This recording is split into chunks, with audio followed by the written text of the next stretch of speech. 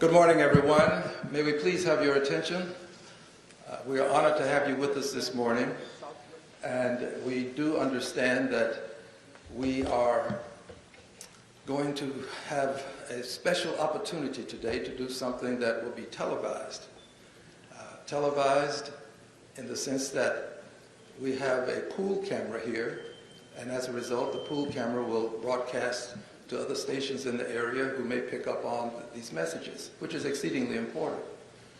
We also have C-SPAN here today, so I think that this is a wonderful thing to know that what we do here today will be seen by others who can spread this message across the length and breadth of our community, and now I would dare say across the length and breadth of our nation. So let's start with giving the press a big expression of appreciation. Would you join me, please?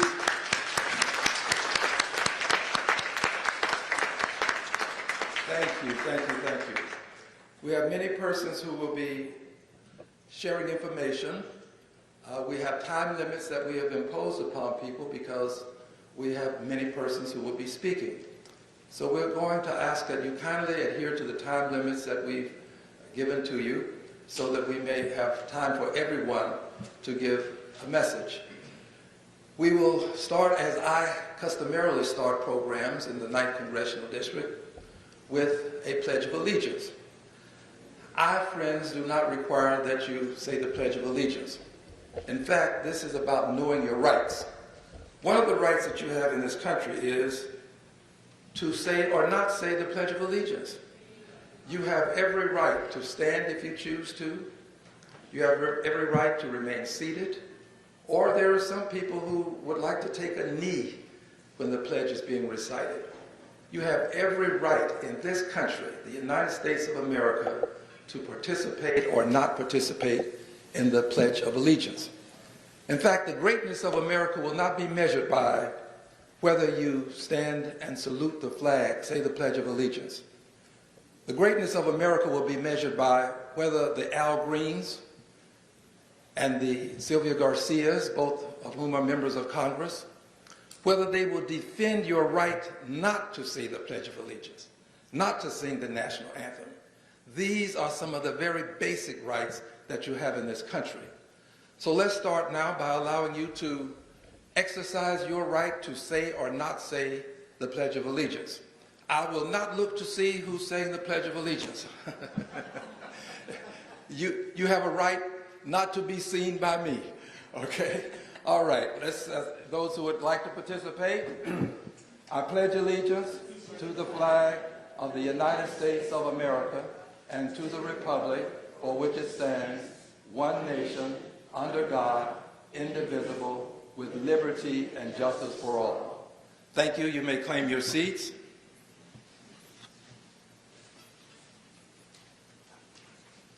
Okay. I was corrected early on in the program. I have a great staff, and my staff is always there to make sure that I'm giving out correct information. I said C-SPAN earlier, and it is CNN that is here, not C-SPAN, CNN. So now, give CNN a big expression of appreciation. Thank you, press, for being here with us. We greatly appreciate you. I'd like to start by simply saying to you, the rights that we will discuss are the rights that persons enjoy in the United States of America by virtue of the fact that we have a Constitution. Many of these rights that we enjoy are rights that are not self-enforcing. People have to have goodwill and a desire to have the Constitution become and be real in the lives of people. And if it's going to be real in your life, you have to have people like your Congress people and like many of these people that we will introduce today to help make sure your rights are properly enforced. This is especially true now, given that we have a president who seems to go to the extremes in terms of his behavior with reference to the rights of people. There are many people who now are very much concerned about simply walking outside after having seen a female approached by members of the government, agents of the government, who at some point lifted a mask over their faces and took the lady away. This is something that we don't expect to see in the United States of America. This is something that causes persons to have fear and to concern themselves with their safety because, quite frankly, if persons came up to me and they were in plain clothes and they decided that they would tell me that they're to take me away for some reason and they started pulling up masks, I would become very much concerned. So we want to talk about these things in the sense of you have these rights, but you also have to understand that these rights, in my opinion, are being encroached upon. And as a result of this encroachment, we have to let you know what they are and be prepared to help defend your rights. It's not enough for us to just say, these are your rights. We members of Congress have to do what we can to defend your rights. I have rights, and the rights that I have are the rights that you have. I have the rights that are outlined on this green card. My name is Al Green. This card is something that evolved from what the Honorable Sylvia Garcia produced initially, and this is a replica of what she produced. And because my name is Green, my card is green. Okay, so you will have a green card that will be passed out today. But these are my rights, but they're also the rights that belong to persons. These rights belong to people. And on the card, if you have your card, you will notice that I have a right not to open my door. I'm a lawyer and I was a judge of a justice small claims court. If a person comes to my door that I don't know, I'm not going to open my door. I have a right to indicate that I choose not to open my door. If the person says, well, I'm an officer of the law, I have a right to ask for identification. I'd like to see that you have proof that you are who you say you are. In this country, I have a right not to answer questions. If a person comes up to me and says, I'm an officer of the law and I'd like to ask you a few questions, I have a right not to answer questions. A person who has been arrested is given rights. You're told what your rights are. You're Mirandized. You're told what your Miranda rights are. Well, I as a person not under arrest have a right to say, well, I don't want to talk today. That's my right. And I will share this with you as a person who's a lawyer, been a part of the judiciary. If a member of the FBI came to me and said to me, I would like to ask you a few questions. Once he tells me he's an FBI agent, knowing that I'm innocent, haven't committed any crimes, I would refuse to speak. I'll tell you why. Because the FBI can arrest you at some point for lying. If you tell the FBI a lie and it's related to this investigation that they may be conducting, then you may suffer some consequences associated with the justice system. So I would not talk to an FBI agent. I'm not saying to you, hide or secret things. I'm saying to you that I'm not sure that I feel comfortable allowing another person to interpret what I have said such that it may not be what I thought I said or wanted to say, or in fact I did say.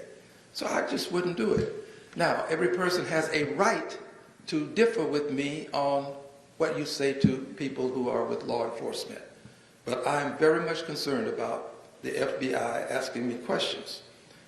You have a right not to sign things. If someone comes to your door and says that we'd like to have you sign this, giving us permission to come in, or sign for any reason, you don't have to sign it. There is no law that requires you to sign things. And you remember, you have a right to say to a person, you can show me your search warrant if you desire to enter my home. You don't have to allow people in. Usually the question will be put to you in this fashion. Is it okay for me to come in and look around?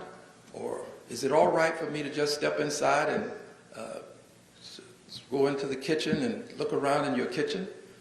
You don't have to allow people to walk through your home without a proper warrant.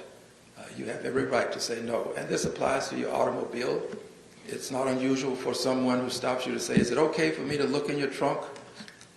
Well, if you haven't committed a crime and there's not reason for the person, probable cause, you don't have to say, yes, of course, you can look in my trunk. And even if you have, I'm not assuming that you have something that you're trying to hide.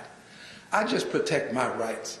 If an officer stopped me and said, I'd like to look in your trunk, I would say, well, you don't have a right to do that. I'm not going to agree to that. And I'm knowing that there's nothing there, but I still protect my rights. You have a right to leave. An officer who has not arrested you cannot unduly detain you, just decide to hold you for reasons unrelated to any crime that you've committed or they think you've committed. They don't just have the right to hold you unless they have some probable cause or some reason. Detain you briefly, but not to just hold you indefinitely. And you have a right to show this card to an agent. Now, all of these things are in Spanish on the reverse side of the card, and someone will go through these things in Spanish in just a moment. But it's important for us to all understand that these rights that we enjoy are rights that we all have to enforce if we want to have them benefit all of us. And your being here today is a part, literally, of helping us to enforce our rights, because it all begins with knowing what our rights are. You have to know what they are if we're going to enforce them. So I'm proud to have you here. I'm also proud to have some other people that I did not introduce that I need to introduce at this time before we get into a Q&A aspect of the program. We have members of law enforcement here with us. We believe that persons who come to meetings such as this should be protected. And to protect you, we have people who are members of the police department. And they are not here to intimidate anyone, but if someone should decide that you'd like to have questions and you're speaking out of order, I know a little bit about speaking out of order. If you decide you want to speak out of order, then we are going to allow you to speak out of order. We are not going to suppress your saying some things that you might like to say, even if they're things that I don't like. You have every right, in my opinion, to express yourself. But we do have a time limit that we're imposing, and after you have exceeded the time, we will ask that you then surrender the floor to someone else. And if you do not, I know something about what happens to people who do not. If you do not, then we will ask the officers to kindly escort you away. Kindly. They will do it kindly. And I assure you, I know what kindly escorts can do and cannot do. There are many of you who are not familiar with what I'm saying, but your friends will tell you. Okay. Now, let me continue with this notion of your having the right to stand and say things that you would prefer that we not hear, or that we might prefer that you not say, but you would prefer to have us hear. While you're being removed, if you insist on staying, and I'm asking the officers to do this as delicately as possible, but if you insist on staying and you decide that you will stay and allow others to speak, then we'll allow you to stay. I'm not interested in having people leave. I'm interested in everybody having a voice. So we want your voice to be heard. But at some point, if you continue, we will have to have the officers remove you. And as you are leaving, we will give you an ovation. We will thank you and allow you to make your departure. It is important for me to remind you that the elected officials who are here today are persons who have other venues that they have to get to. I try to respect their time because I'm often in events like this, and I like and enjoy having my time respected. So we're going to ask that you allow me to respect their time, give them an opportunity to make comments. Each person will have about 3 minutes. There's a clock at the rear of the room. It will start with 3 minutes. It's big enough for me to read, and my vision is not 20/20. So we assume that others can see it as well. But 3 minutes, and at the end of the 3 minutes, we'll ask that you kindly wrap up your statement, and wrap up before the 3 minutes if at all possible.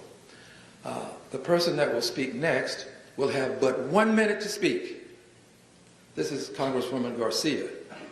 Everybody else gets 3. She only gets 1 minute. It is a congressional 1 minute.